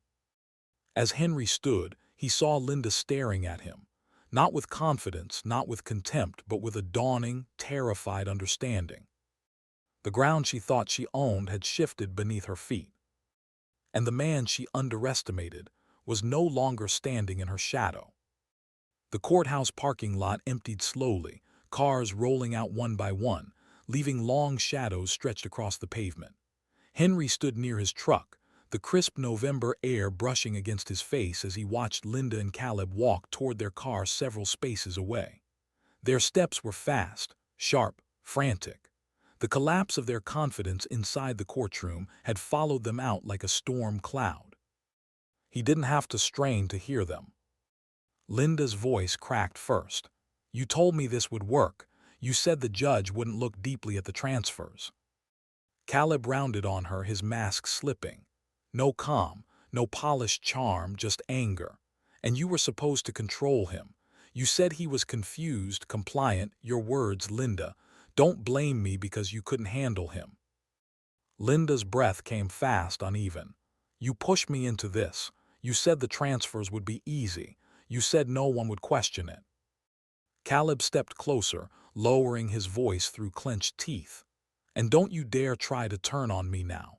If you start pointing fingers, you'll go down with me. Every document has your name on it. Linda froze. The threat hung in the cold air, unmistakable, slicing straight through the last pieces of their collapsing alliance. Henry watched from a distance, silent, steady. He didn't need to intervene. Their partnership was already breaking apart from within. As they continued arguing, the rage on Caleb's face shifted into calculation. He jabbed a finger at her. You stay quiet. If you start talking, I swear I'll. But before he finished, Linda backed away, fear catching in her throat. She had finally seen Caleb for what he truly was, not a partner, not a savior, not a man who cared for her. Just someone who needed her to execute his plan, someone who would turn on her the moment it benefited him. Henry turned away, leaving them to unravel. He walked to his truck without expression, without satisfaction. Justice didn't need gloating. It simply needed truth, and the truth had begun crushing them under its O.W. and weight. Back at Emily's office, the momentum continued shifting. Emily sat behind her desk, papers spread across the surface like a battlefield of facts and consequences. She tapped a stack of documents with the end of her pen. These are the sanctions filings against Caleb: unauthorized system access, discovery abuse, false statements, tampered filings. Once submitted, the disciplinary board will have enough to suspend him while they investigate. Henry nodded slowly. Do it. I already am, she replied, sliding the papers into a folder. By the time the hearing reconvenes, Caleb won't walk into that courtroom with the same confidence, if he walks in at all. While she worked, Henry noticed a subtle trembling in Linda's hands earlier, the way her eyes darted instead of focusing, the way she kept touching her phone as if waiting for some lifeline that would never come. Panic had crept beneath her skin. It was visible now, clinging to her movements, fraying the edges of every word she spoke. He had once comforted her through storms, but now he simply observed, quiet, detached. Her panic was not his responsibility, not anymore. Later that afternoon, Tom met with them to prepare additional testimony. He carried a thick notebook filled with handwritten logs and printed screenshots. Judge Holt needs to see how deep the irregularities go, Tom said. This wasn't a simple error. Caleb accessed restricted documents 18 times without authorization. 18. And he used outdated clearance codes that were supposed to be retired years ago. Emily shook her head. He was counting on nobody checking. Well, Tom replied, flipping a page, he miscalculated. Henry watched the two work, feeling something he hadn't felt since this ordeal began, steady ground beneath him. He wasn't alone. Linda and Caleb's plan, once airtight, was now full of holes big enough to swallow them whole. Still, the damage to Linda's emotional stability was visible long before the legal consequences reached her. That evening, Henry walked through the hallway of their home and heard her in the bedroom, not speaking, not rehearsing, crying. The sound was muffled, frantic, uneven, the kind that shook out of someone who had run out of explanations, out of confidence, out of ways to pretend things were still in her control. He didn't enter the room, didn't knock, didn't say her name. He simply stood for a moment, listening, not with cruelty, but with the sober understanding that this spiral was the natural end of the path she had chosen. Every lie, every manipulation, every whispered betrayal had brought her here. Caleb was slipping from her side. The plan was collapsing, and she was finally facing the truth she had tried so desperately to outrun. Henry walked downstairs, his steps slow but firm. The house felt different now, not heavy with fear but clearer somehow. The power had shifted, the pressure had changed direction, and for the first time, Linda and Caleb were the ones scrambling in the dark. Henry paused at the bottom step. The partnership that once threatened to dismantle his entire life was now dismantling itself. 2 days before the final hearing, Henry found Linda waiting for him in the living room, sitting on the edge of the couch with her hands tangled together so tightly her knuckles were white. She had been crying. He could tell by the faint redness around her eyes, but when she looked up at him, she forced a trembling smile. "Henry, we need to talk." He paused in the doorway. The last time she'd used that tone, it was to mask a lie. This time it was to survive one. She rose slowly, taking a hesitant step toward him. I made mistakes," she said. "I didn't mean for things to go this far. Caleb, he convinced me. He said it would protect us, protect our future. I thought," her voice cracked, the words disintegrating into breath, "I thought I was doing the right thing." Henry didn't move, didn't speak. He simply watched her, expression quiet, unreadable. Linda reached out a hand, then stopped halfway, letting it fall. "I don't want to lose everything, Henry. I don't want to lose you. We can fix this. We can talk to the judge together. Just tell them you don't want to press this. Tell them you're okay, please."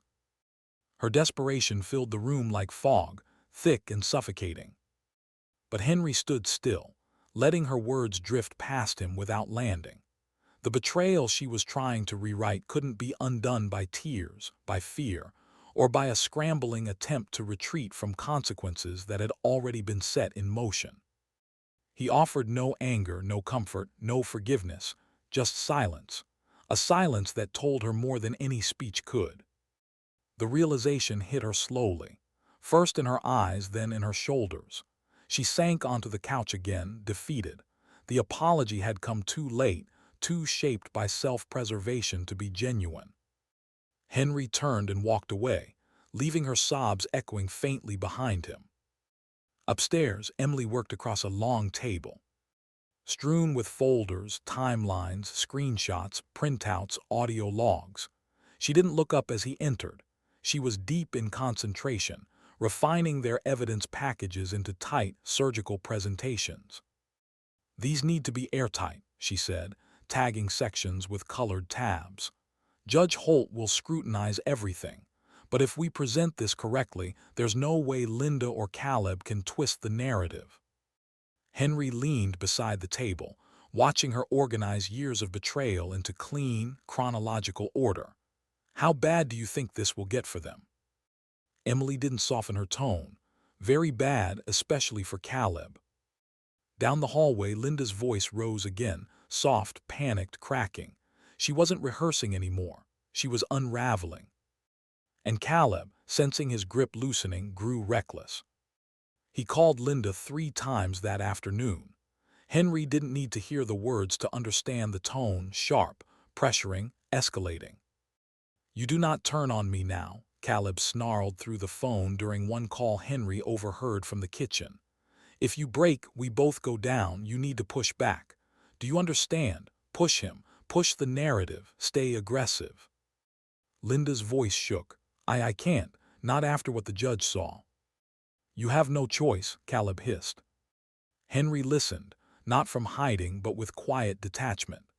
Caleb's desperation was the clearest sign yet that their scheme had slipped beyond recovery.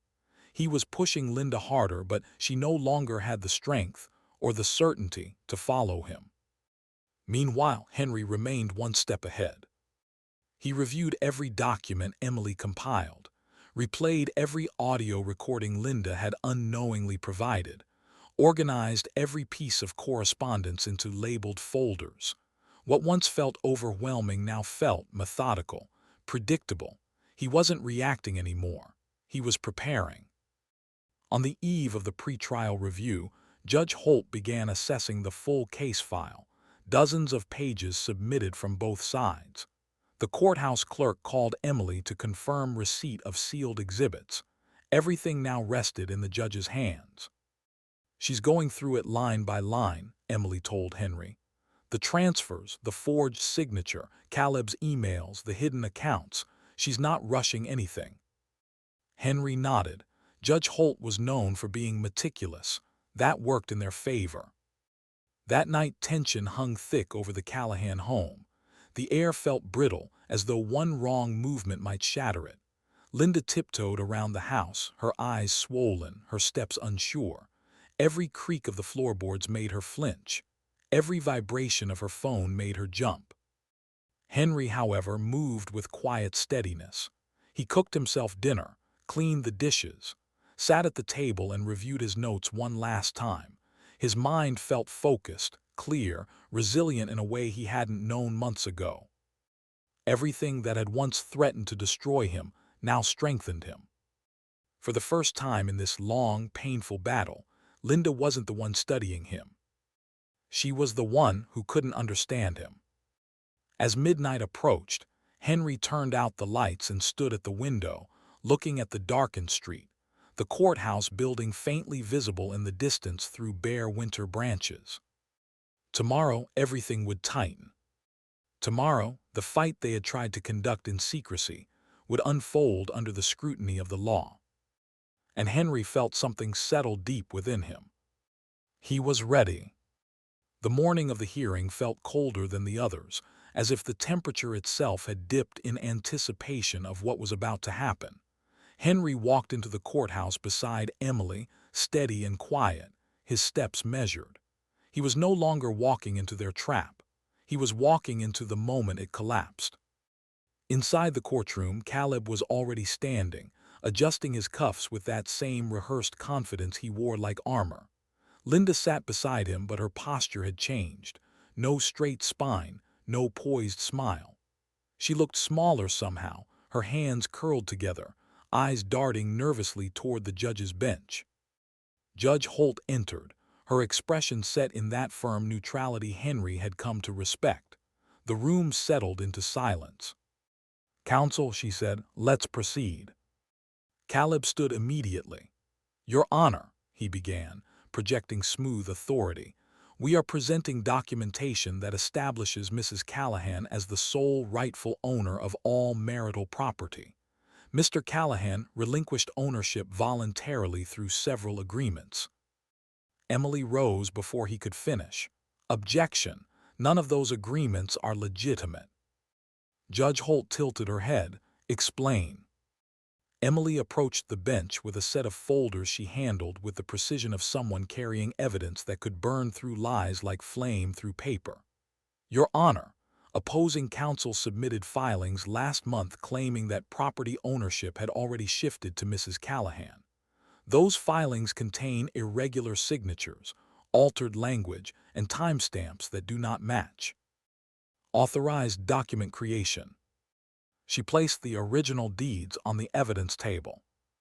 "These," she said, lifting the first document, "are the authenticated original property deeds. All list Mr. Henry Callahan as the sole owner." She handed them to the clerk, who passed them to the judge. Judge Holt examined the documents, flipping page by page. Her eyes hardened. "Mr. Morris," she said, looking directly at Caleb, "these deeds contradict every filing you submitted stating Mrs. Callahan holds sole ownership." Caleb cleared his throat.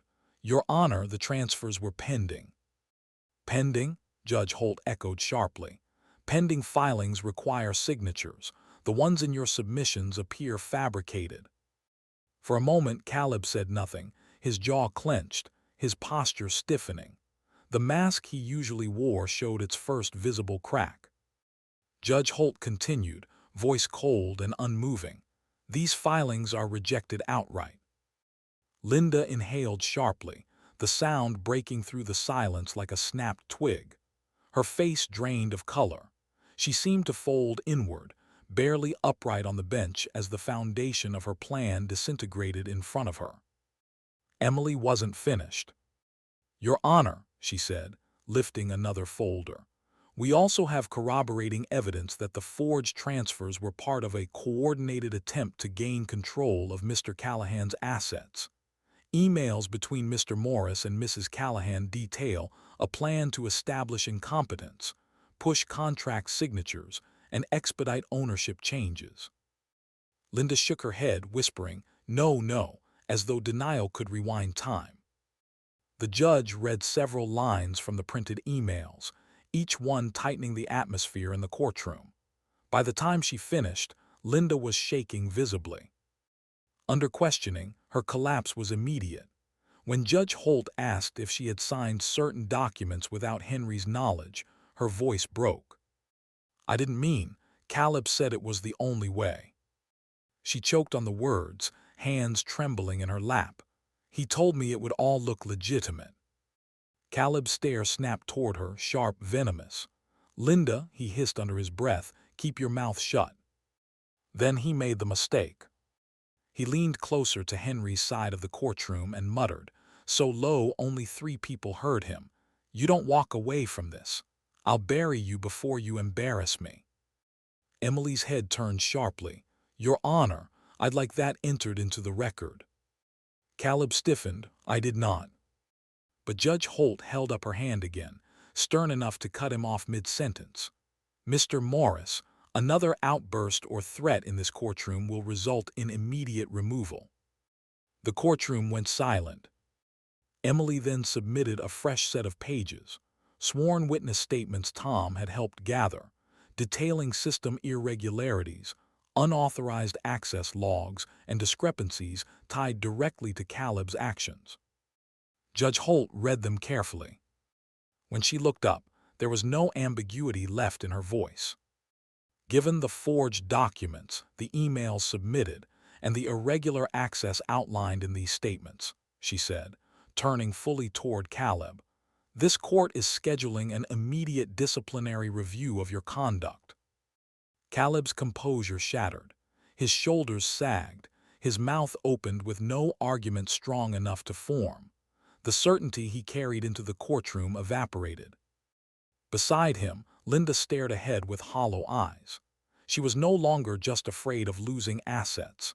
She was realizing she had been used, manipulated, coached into illegal actions by a man who never intended to protect her. Henry watched it unfold with a calm he hadn't felt in months. Power wasn't loud. It didn't need to be. It returned quietly, settling into his hands like something that had always belonged there. For the first time, he saw the truth reflected in Linda's expression. She knew she had lost. And this time, there was no coming back.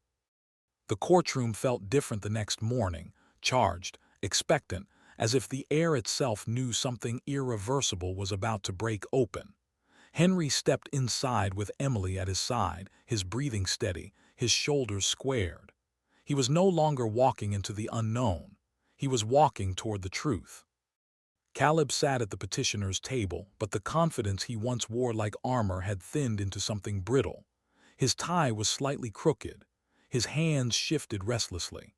Linda sat beside him, pale, hollow-eyed, her fingers twisting together in her lap. Judge Holt entered, her gaze sharper than before. "This session," she began, "will address the findings submitted by the investigators assigned to review Mr. Morris's courtroom conduct and filing history." Caleb stiffened. Linda's eyes widened. 2 investigators approached the bench and handed over a sealed packet. The judge opened it, scanning the contents silently. The room held its breath. Finally, she spoke. "These findings confirm that Mr. Morris engaged in document manipulation involving multiple clients, not just Mr. Callahan." A rip. Plea of gasps swept through the courtroom. The judge continued, each word striking like a hammer. "Unauthorized edits, altered signatures, filing forged drafts under client names, attempts to reroute property transfers without proper consent. This pattern spans several cases over the past 3 years." Caleb's mouth fell open. "Your Honor, this is ridiculous, this is." Judge Holt cut him off with a sharp raise of her hand. "Speak out of turn again, and you will be held in contempt." Linda stared at Caleb, horrified. "You said Henry was the only complication," she whispered. "You told me this was clean safe." Caleb turned toward her, eyes blazing with panic. "Shut up, Linda. You don't say a word, not now." But Judge Holt wasn't finished. She turned another page, her tone cooling even further. Additionally, investigators found proof that the property transfer draft submitted under Mr. Callahan's name contained a forged signature. She paused, then added, "Mrs. Callahan, your involvement in that draft is now under review. You may face criminal liability." Linda's breath hitched. Her entire body jolted backward as though she'd been struck. "Criminal?" she whispered. "No, no, I didn't. Caleb told me it was legal," Caleb said. Her voice broke completely. Caleb hissed, "Don't drag me into your mistakes." But it was too late. They were already tangled together, too deeply to disentangle now. Judge Holt signaled to the deputies.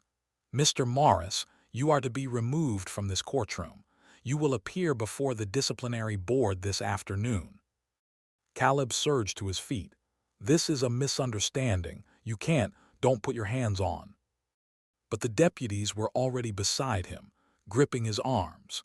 As they pulled him toward the exit, his voice cracked with a raw panic he hadn't shown once during the entire ordeal.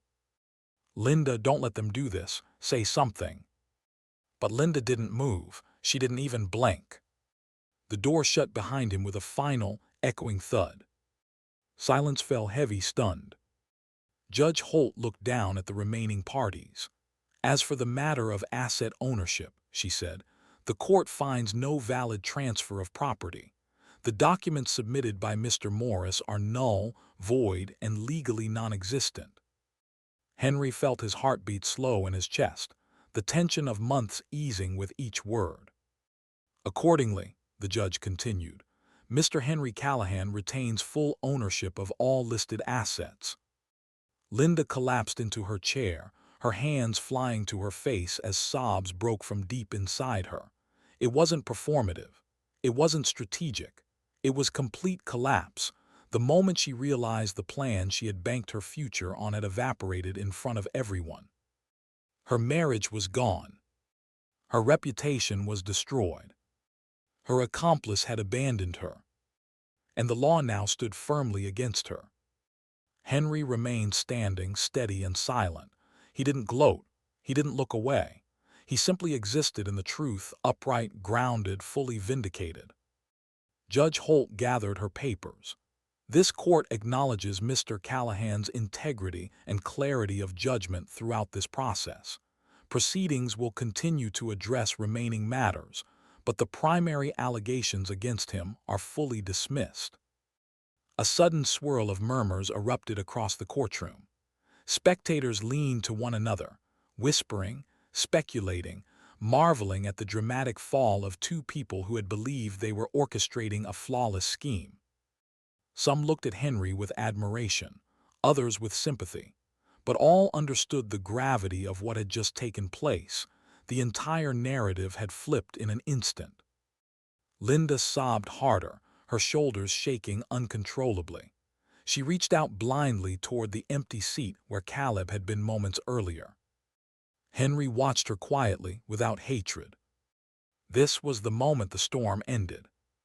Not with violence, not with revenge, but with truth, unmistakable and undeniable. And for the first time in months, Henry felt something unfamiliar but deeply welcome settling inside him. Peace. The kind that comes when a man knows he has stood his ground, and the world has finally seen it. When Henry stepped out of the courthouse, the cold air didn't sting the way it had that morning. It felt cleaner now, lighter somehow, as though the weight pressing on his chest for months had finally broken apart into pieces and blown away with the winter wind. He drew in a slow breath and let it out just as slowly, feeling a freedom he hadn't realized he was still capable of. Emily walked beside him, her pace confident but calm. She didn't speak at first. She knew he needed a moment, a stretch of silence to absorb what had just unfolded. Behind them, the courthouse doors swung open and shut, the muffled noise fading as they descended the long stone steps. Henry paused near the bottom. Sunlight cut across the parking lot, catching the frost on the edges of the sidewalk. He closed his eyes briefly, standing there, not as a man accused, not as a man betrayed, but as someone who had survived something designed to break him. He took one more breath. That was when he heard her voice. "Henry, please." Linda hurried down the steps, her movements frantic, her breath clouding in the air. Her mascara had smudged from crying. Her hands trembled as she reached out toward him. She stopped a few feet away, as if unsure whether she had the right to come closer. "Henry," she said again, softer now. I made mistakes, terrible mistakes, but we've built a life together. We don't have to end like this. Please just talk to me." Henry looked at her, the woman who had once shared his home, his laughter, his quiet evenings. But he also saw the woman who had conspired behind his back, forged his name, whispered to another man in hotel rooms, and tried to erase him from his own life. He didn't feel anger anymore, not even bitterness. Just clarity. "Linda," he said, his voice steady, gentle even, "I'm not going back to what we were, not after everything." Her face crumpled, a sound escaping her chest, a mixture of disbelief and despise. You're just going to walk away from 23 years. You walked away first," he replied softly, "a long time ago." Linda looked at him as if she wanted to argue, to rewrite the last months, to claw back a version of events where she wasn't the architect of her own unraveling. But no words came. She simply stood there, shaking her head in small, helpless movements. Henry stepped aside and continued toward the parking lot. Not coldly, not triumphantly, just decisively. Linda didn't follow. Emily joined him again as they approached the truck. "You okay?" she asked quietly. He nodded. "I think I will be." She gave him a faint smile. "Good, because now that the judge has frozen everything, we can move forward with securing long-term protections, trust restructuring, future filings. Anything you want separate stays separate." Henry knew she meant more than just documents. She meant safety, autonomy, control over his own future. For a moment, he felt something warm settle in his chest. Across the lot, Tom Weaver waved from beside his old sedan. He walked over, grinning in that worn, proud way of his. "Henry Callahan," he said, clapping him on the shoulder. "I knew you had more fight in you than they expected." Henry chuckled, quiet but genuine. "Didn't feel like it some days." "Doesn't matter how it felt," Tom replied. "What matters is you came out standing. Most men wouldn't have." Henry appreciated the words more deeply than he let on. Surviving betrayal was one thing. Surviving betrayal from your own spouse, orchestrated with someone sworn to uphold the law, that was another. As they stood talking, a pair of courthouse employees passed by, whispering as they walked. "Did you hear what happened with Morris? They escorted him out in cuffs. Can you imagine? He's done, completely finished." The whispers drifted around them like wind-blown leaves. Word of Caleb's downfall was already spreading. The community would talk for weeks, maybe months, about the lawyer who tried to outsmart the system and ended up destroying himself instead. Henry didn't take pleasure in the gossip, but the justice of it, clean, earned, undeniable, was something he allowed himself to acknowledge. Later, as he sat in his truck with the engine warming, a quiet heaviness settled in his chest. Not a burden this time, grief. Real grief. For the marriage he once believed in. For the partner he thought he had. For the years that now felt stained by secrets he would never fully understand. But beneath the grief, something else stirred. Renewal. Not loud, not bright, just steady, like the first faint glow of sunrise before it crests the horizon. Emily tapped on the passenger window and leaned in. "You ready to head home?" Henry looked out at the courthouse one last time. The building where his entire life had been dissected, defended, and restored. "Yes," he said, "home sounds good." As he pulled out of the parking lot, leaving the courthouse behind him, he felt the world open up just a little wider. For the first time in a long time, he was preparing for a life without Linda's shadow.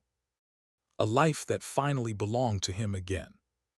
The final divorce document sat on the oak table in Henry's study, each page thick with legal language, signatures, and the remnants of a marriage that had already ended long before ink ever touched paper. Emily slid the folder toward him gently, as though aware of the weight it carried, not in logistics, but in history. "It's time, Henry," she said softly. He picked up the pen. His hand didn't shake. There was no doubt, no hesitation, no lingering thread tugging him back toward the life he had just escaped. The betrayal had burned away whatever connection had remained. What was left now was clarity. He signed the first page, then the second. Each stroke of the pen felt less like ending something and more like reclaiming something. When he reached the final line, he paused only long enough to breathe in once deeply. Then he signed his name slowly, firmly. Emily closed the folder. "That's it," she said. "You're officially free." Henry leaned back in his chair, letting the truth of it settle into him. Freedom didn't feel like joy, not yet. It felt quiet, clean, like a room finally cleared of smoke after months of choking on it. Outside the courthouse later that afternoon, Linda received her penalties: restitution for fraudulent attempts, fees for forged filings, mandatory oversight audits. She stood beside her attorney with hollow eyes as the judge read the terms. Her shoulders sagged lower with each line. She didn't look at Henry, and he didn't look away. Not out of cruelty, not out of triumph, just acknowledgement. The consequences now belonged to her, not because he sought punishment, but because she had carved this path herself. Emily glanced at him as they walked out into the cold air. "We could pursue further action," she said gently.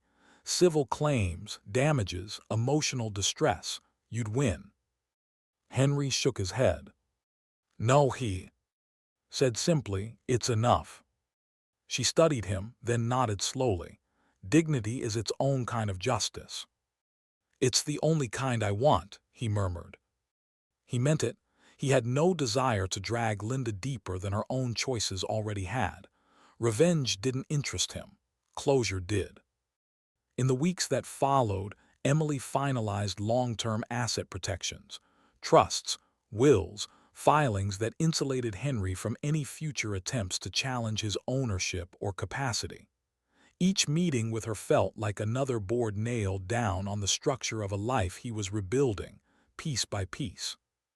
But the most healing moments came not from paperwork, but from people. Old friends, men he used to work beside on job sites, men he fished with, men who had drifted away as life got busy, began visiting again. News of what happened had spread through the community in quiet ripples.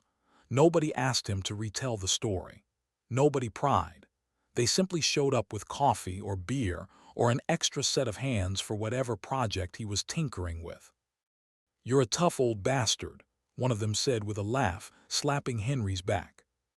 Henry chuckled. "Tougher than I look." He wasn't sure if it was true, but it felt good to hear. His workshop became his sanctuary again.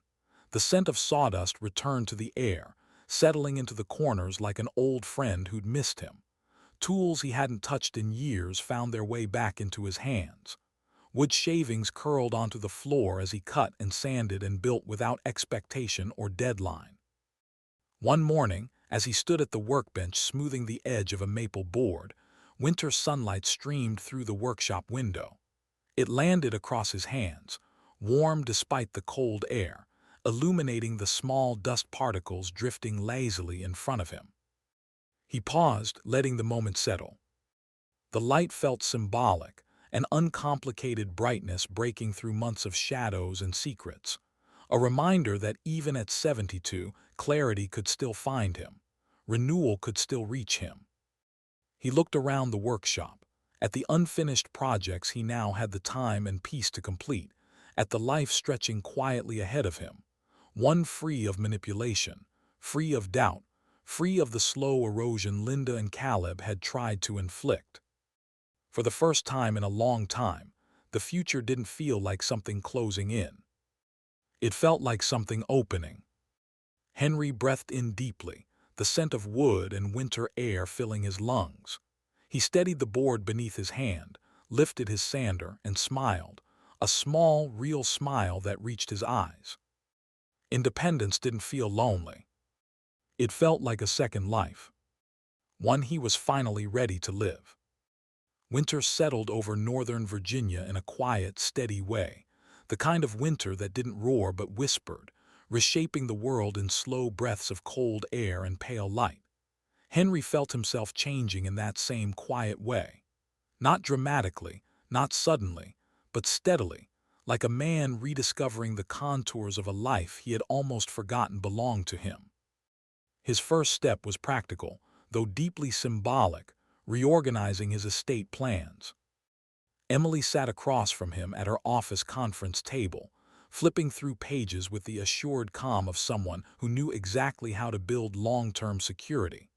The new documents clarified ownership, assigned protections, and ensured no loophole could ever be exploited by anyone again. "This guarantees full control remains with you," Emily said. "No one, not a spouse, not a lawyer, not anyone, can make unilateral decisions about your assets without your explicit, recorded consent." Henry nodded, reading each page slowly, carefully. Unlike the forged contracts Linda had pushed on him, these pages felt clean, honest, built for him, not against him. When he signed the final document, he felt the same sense of closure he had felt in the courtroom, an anchor settling into place. "That's everything," Emily said softly. "Your life is protected now." He didn't say it aloud, but a small warmth spread in his chest, gratitude mixed with something deeper, something like trust restored. As the days passed, he began reconnecting with pieces of himself he had put aside over years of compromise and quiet erosion. He found his old camera tucked in the back of a closet, the leather strap cracked but familiar. He dusted off fishing gear that hadn't touched water in half a decade.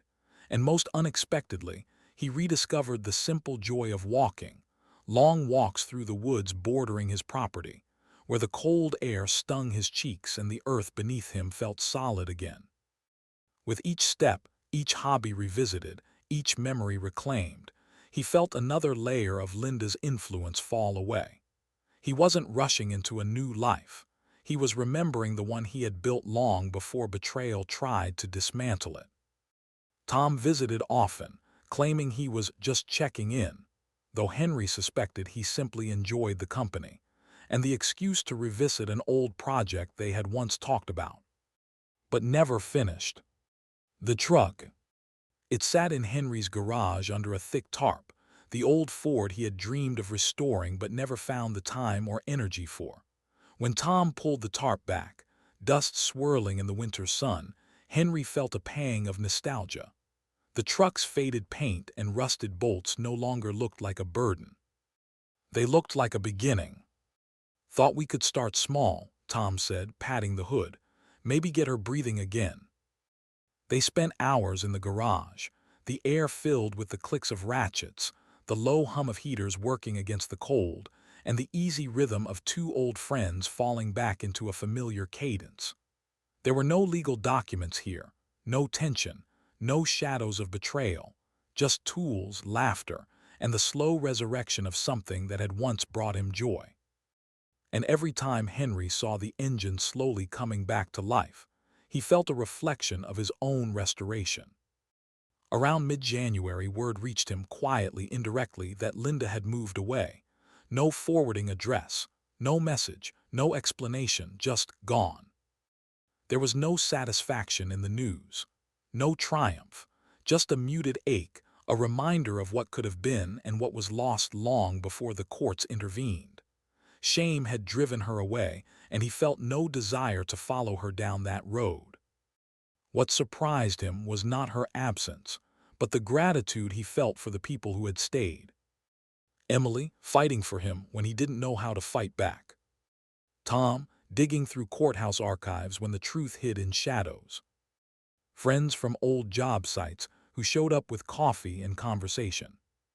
He reflected on all of them one evening as he stood in his workshop, watching golden winter lights spill through the windows and illuminate the sawdust on the floor. Their loyalty had carried him when betrayal threatened to break him. Emily visited that night. She leaned against the doorway, arms crossed, watching him organize tools. "You look different," she said with a small smile. "Older," Henry teased. "No," she laughed. "Lighter, clearer, more you." He didn't respond immediately, but he knew she was right. The man who had once stood paralyzed by whispered phone calls and forged signatures was gone. In his place stood someone grounded, calm, rebuilt. Emily glanced at the folder sitting on the workbench. The judge scheduled the final ruling, 2 days from now. Henry nodded. He wasn't afraid of it, not anymore. He was ready for closure. Ready for the last chapter of this long ordeal to settle into place. And as he looked at the restored truck engine beside him, humming faintly under Tom's work lights, Henry felt it again, the promise of something new. A life finally fully his own. The final hearing began with a hush that felt heavier than any silence that had come before it. This wasn't the tension of uncertainty anymore. It was the quiet before a verdict, the kind of stillness that presses on the chest as everyone waits to hear the shape of their future. Henry sat tall beside Emily, his hands folded loosely, his breathing calm. Tom sat directly behind them, leaning forward with the protective posture of someone who had walked every step of this battle with him. Across the aisle, Linda looked shrunken, her shoulders drawn tight, her eyes fixed on the table in front of her. And at the far end, separated now, not beside her, Caleb sat rigid, pale, the weight of his own unraveling etched into every line of his face. Judge Holt entered briskly, carrying a thin stack of final documents.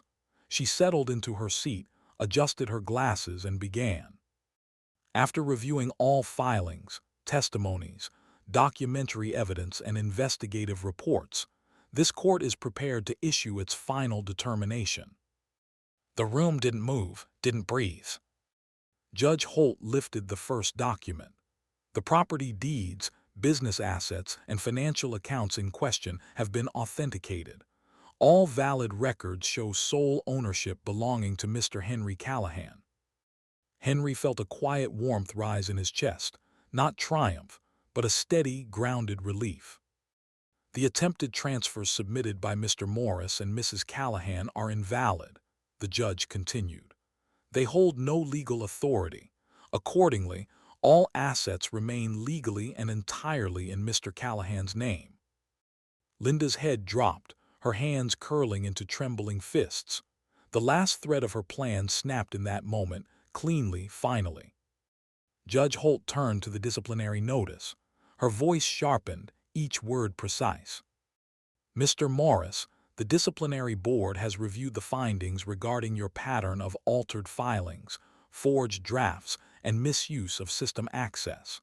Effective immediately, you are suspended from legal practice pending full investigation. Further sanctions will be determined by the board." Caleb's jaw tightened until it shook. The man who once strutted into Henry's living room with a smirk now sat hollowed out, stunned, stripped of the power he thought he wielded. He didn't argue. He didn't speak. He just stared forward as though the world had shifted beneath him and left him behind. Judge Holt then addressed Linda. "Mrs. Callahan, in light of your participation in fraudulent attempts, the court is limiting your settlement to the reduced figure outlined in this ruling. Any additional petitions regarding asset claims are denied." Linda inhaled sharply, a sound between a gasp and a sob. She closed her eyes, absorbing the final blow. Everything she had schemed for, everything she had gambled her marriage and integrity on, was gone. Judge Holt looked toward Henry. Her expression softened just slightly. "Mr. Callahan, throughout these proceedings, you demonstrated consistency, clarity, and preparation. The court acknowledges the composure with which you navigated these challenges. Henry lowered his head respectfully. Thank you, Your Honor. Emily glanced at him, pride flickering behind her steady professionalism. Tom exhaled behind them, the tension releasing from his shoulders with an audible sigh. When the judge adjourned the session, the courtroom erupted into low murmurs, spectators whispering about Caleb's downfall, Linda's collapse, and Henry's quiet endurance. But Henry didn't turn to look at any of them. He didn't need the validation. The truth had already spoken for him. Emily touched his arm lightly. It's over, she said. You did it. Tom stepped beside him, a grin stretching across his weathered face. Knew you had more grit than both of them combined. Henry smiled softly, small, tired, real. Together, the three of them walked out of the courtroom. The doors swung open, spilling them into the long hallway filled with cold marble and echoing footsteps. With every step Henry took, the weight that had lived on his shoulders for months loosened, then lifted, then evaporated entirely. Outside, the winter morning greeted him with crisp air, sunlight glinting off a thin layer of frost across the courthouse steps. He paused at the top, breathing it in, the clarity, the quiet, the undeniable truth that he had survived something meant to destroy him. Emily and Tom stepped aside, giving him space to take in the moment. Henry placed his hands in his coat pockets, straightened his back, and stepped down into the cold morning light. He walks into the cold morning air, knowing his life finally belongs to him again.